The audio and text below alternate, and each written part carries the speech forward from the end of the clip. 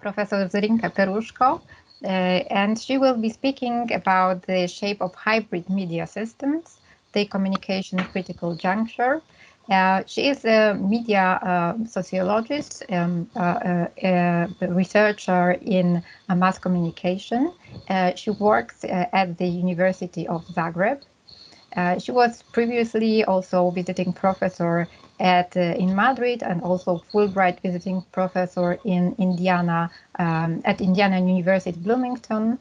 And she is very strongly engaged in analysis of media systems, media cultures, mediatization related to transformations of journalism, audiences, and media systems, very often with a historical perspective. And of course, with a focus on Central and Eastern Europe. Professor Perusko, the screen is yours. Thank you very much. Thank you very much, Professor Winiarska-Brodowska, for this invitation. I feel very honored to be speaking to the CEECOM conference today, and I hope for a discussion and some debate afterwards. Thank you, Boguslava, for your presentation and for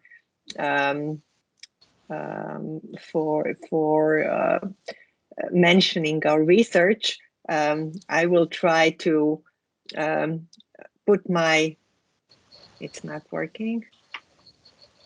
Always the same problem. Okay. Am I linking this one? No. Yes, that's fine. Only the Share. Presentation mode. Or slideshow? Yes. Okay. Do you see it? Not in the mode of presentation. Because I don't see it at all. Okay. Slideshow is up in the middle, right here. Yeah. Okay. Okay. I see it. Yes. Okay. Now let me see if I change it. Has it changed? Yes. Okay. Wonderful. Okay. Thank you very much. Boguslava was mentioning some of our research and the book that has been published recently. And just now I have this mode. I don't anymore see the clock. So, okay. So now I see the clock. And I must say that the book was a culmination of a long research, I think 10 years or so. And we actually published the first study which used cluster analysis of media systems in 2013. But we compared both Western and Eastern media systems based on the Hallin and Mancini typology. And after that, we, together with my colleagues, Dina Vozab and Antonia Čuvalo, we published several articles with this kind of comparative analysis concerning both Eastern and Western parts of Europe, because we wanted to analyze how the countries cluster according to different variables of media systems and so on. But then we became actually dissatisfied with the only sorting and only comparing. And we wanted really to see what causes change. And if you look at this quote from De Vrieset and colleagues from a few years ago, that today's political communication ecology is characterized by a hybrid high-choice media environment in which politics, media, technology, and citizens are all changing, then this quote actually fits much more to the Eastern European part of Europe than to the Western Europe about which he was talking and they were talking. So for me, the question of how media systems change is the most important question. And as John Downey and colleagues have mentioned in their texts already, nobody has really before explained how media systems change. And this was an ambition that we had in the book. And I will only briefly talk about that, not about the book, but but about the concepts and theories that we had. Because what I want to do is I want to link in this talk. I want to link the idea of media and communication change with Central and Eastern Europe, and with the hybridity of media systems that we see today. And I just want to very briefly start with a very brief introduction about how the communication discipline is really not very interested in studying change. A few years ago, Sabina Michel and James Stanier published a very nice article where they analyzed 15 years of research in 3 key communication international journals, and they found that only around 1% of all the studies that were published in these journals dealt with any kind of a temporal framework. So the only 1% of colleagues were interested in change, in how things change. In terms of media systems, which were part of these studies, the only approach to change was really in terms of trend mapping. So what was happening in these trends, and there were no diachronic analysis at all that they studied. A few years later, there was a study by some other colleagues about communication research, and they also found that in terms of comparative studies, this is something that has been growing in recent years, but also most of the time only included 2 or 3 countries. And most of the time, these are, of course, Western European countries. When we come to the social sciences, especially sociology, and then the idea of change and the question of change is at the center of the discipline. And the 2 competing ideas of how to approach change are present. Most of the time, we are somehow put in contact with this modernization approach. And this has also very much been used in terms of studying Central and Eastern European media systems, where this concept of transition was used to point to the fact that we are somehow in the middle of the process from the traditional, or in this case, socialist society into the modern society, so that we were in transition. Conflicting or a different approach to social change is the one that I use and that we use in the book, and this is the process approach, which says that change is not linear. Change only happens after different critical junctures or points in time when the equilibrium is punctured and the institutions can change much more quickly and leave the path of development that had been set in the past. And also change in this idea is linked to the notion of long durée time, which is something developed by Brodel, but also by some other research approaches, and especially the historical institutionalist approach, which uses this idea of critical junctures and path dependency. In media communication studies, it has not been used a lot. And here you have listed a few of the studies that use historical institutionalism. And I don't have time, of course, now to go into this. To just briefly show you how we have used this process approach to social change in our book, where we have combined this idea of an approach of historical institutionalism with a fuzzy set comparative qualitative analysis, and I won't be going into that at all. But the idea was that we need to go back in the past in order to understand what is happening today.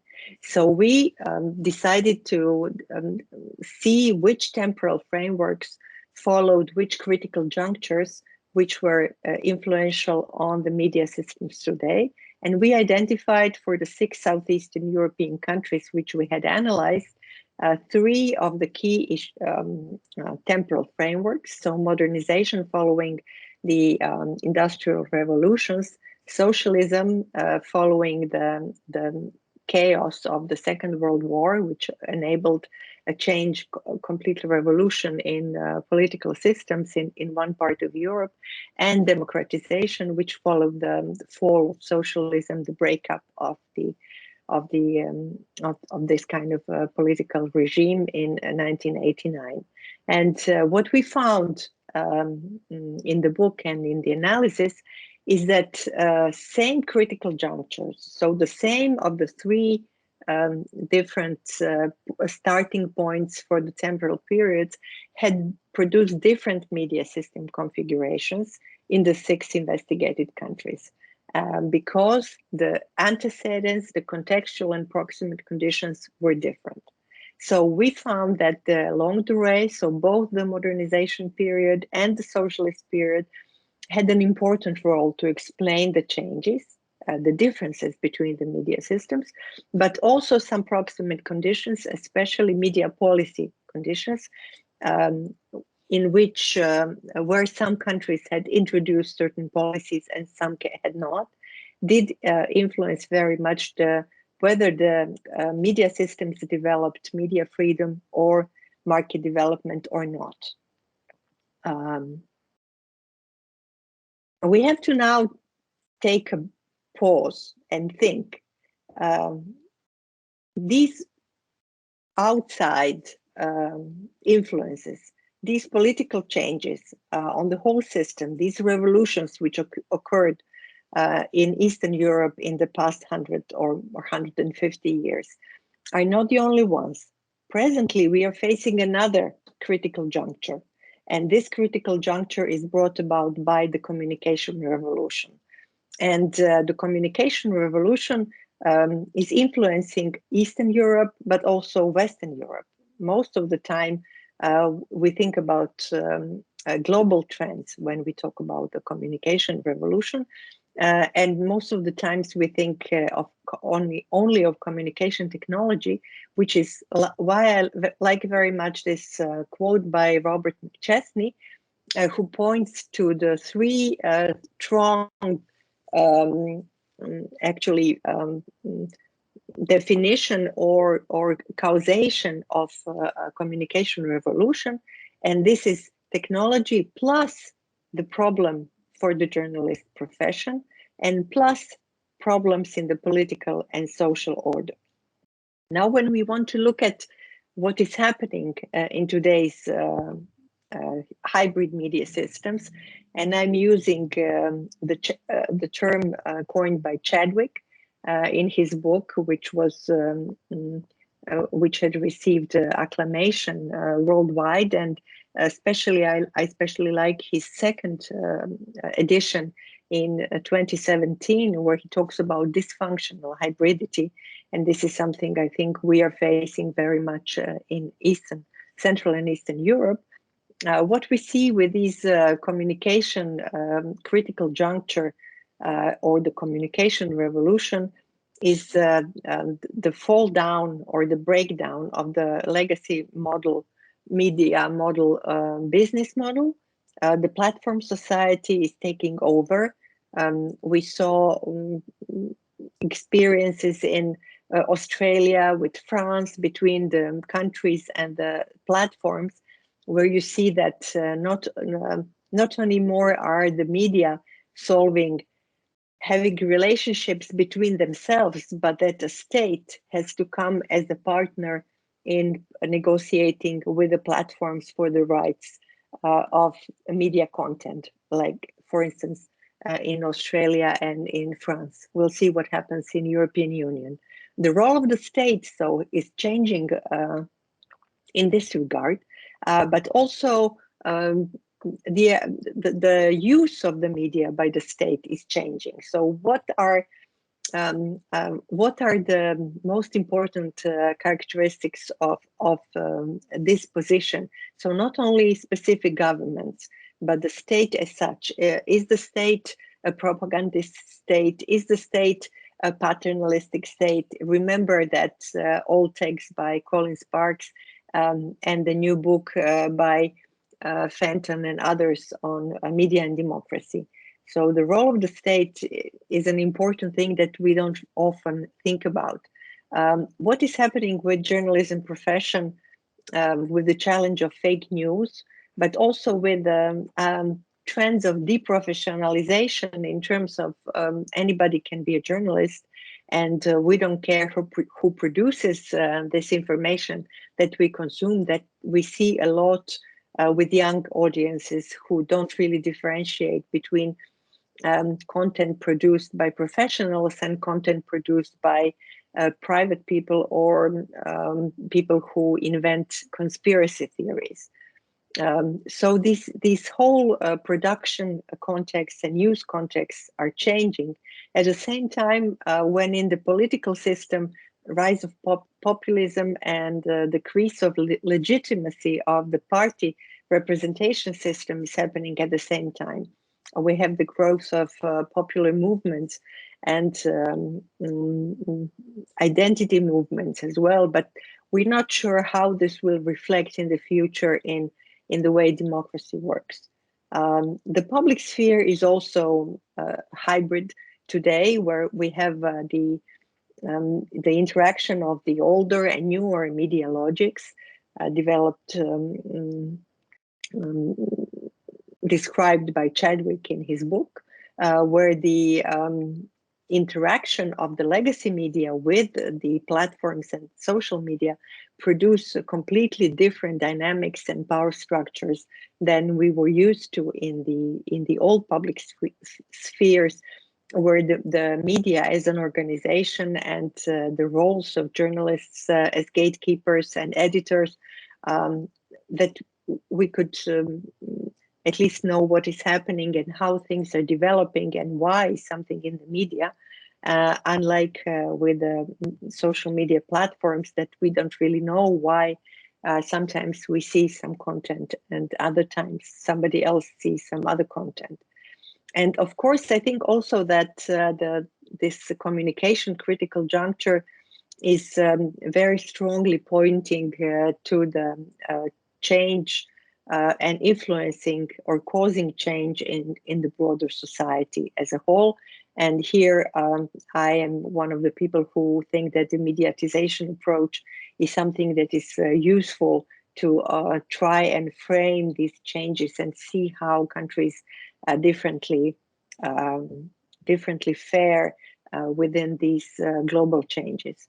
But when we focus now to the eastern and the central and eastern part of Europe, we come into contact with another concept of hybridity. And this is related to the media systems which are not totally democratized, which we find to have some problems, which we see as having fallen short in some way. We saw that Professor Dobe Kostrovska was talking about a hybrid liberal system. Well, there she sort of mixes the different dimensions from the Hallin and Mancini. But also there are colleagues who, for instance, an author who studied Mexican post-authoritarian media system also uses the term hybrid media system to describe a media system which has some problems and inconsistencies between practices and values in the new environment.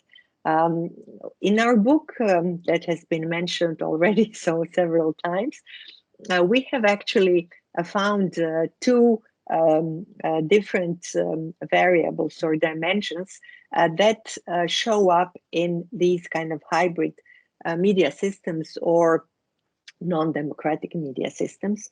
One of them is, and they occurred at the same time, one of them is asymmetric parallelism. This is a term coined by Fares et al. For the United States, where they show that unlike the normal parallelism of media systems, where we have different parties related to different media and different media support, or even if they're not directly owned, but they sort of support the ideas and policies of certain parties. In asymmetric parallelism, there is no such a relationship with different parties, but only with one end of the political spectrum. Professor Brugman has been talking about this also in terms of polarization in the US, where the right-wing media are supporting the Republican Party, especially its more radical fringe, but Democratic Party has no such media which support it, but they rely on the mainstream media to give their story. And this is one of the problems that has appeared, for instance, in the election of Trump, but we don't have now time to go into this. In Southeast Europe, what we found is that even mainstream media, so not only fringe media like in America, are controlled or owned by the government or by political parties and people from the government. Independent media is really marginal. And this is, of course, a problem for media pluralism. And the second dimension that we found was crucial for describing this kind of hybrid media system is media capture. And this is the possibility to influence the information voters have. And we had defined it as undue influence of the state over the media and its democratic role, and it was measured by a complex index. All of these things I'm talking about now were part of the fuzzy set analysis, and so it was an empirical. The results are I'm describing the results of empirical study. What we find that these media systems, which have high media capture and high asymmetric parallelism, that they also have low media freedom and weak media market, and the outcomes depend on the longue durée as well as on the proximate conditions. So, and we found two different paths to these hybrid regimes. One path is a path where strong markets were found in all the three temporal frameworks, both modernization, socialism, and in the democratic transition, but without consolidated democratic institutions. And this was the case of Serbia. Serbia had, even though didn't have pluralism, didn't have democracy in the earlier periods, it had its own state. And by political power and will, they were able to support the media that have developed a media market. The second path to the hybrid media system is with weak markets and also unconsolidated democratic institutions. And this we found in Bosnia and Herzegovina, Montenegro, and Macedonia. Croatia and Slovenia did not exhibit characteristics of the hybrid regimes. When you think about different countries in Europe, and this we haven't yet covered with empirical research, but Russia, maybe Hungary and Poland seem to maybe go in the first path, and definitely the post-Soviet space goes in the second path because they don't have either the media markets or institutions. What is I think interesting about this finding is that we found that both indigenous and exogenous circumstances, both structural and action, have shown to influence the type and character of media system in the present day.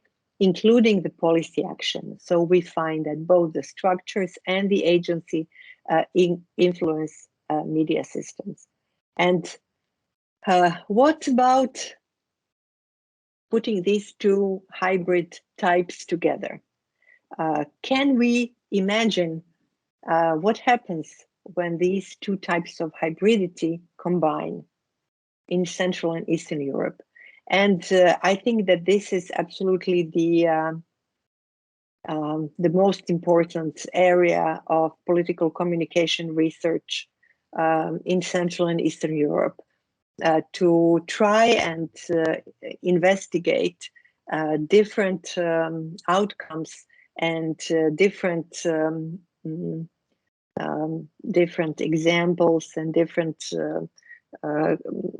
developments that we can observe in Central and Eastern Europe in regard to both the understanding of Chadwick's hybrid media system in terms of the combined new and old media logics. And there are two scenarios, of course, at least two scenarios, of course. One, an optimistic one, where media platforms might have some positive role, but we heard today that the role of social media for the spread of misinformation is really growing in Central and Eastern Europe, but perhaps there is some space still left for participation and voice by the audiences, by the citizens. But probably the second outcome is probably more likely, where this dysfunctional hybridity, which feeds the beast of polarization, of hate speech, of distrust, and of the fall down and the illiberal developments gets unleashed even more in this locality, which has not yet become firmly entrenched into democratic practices.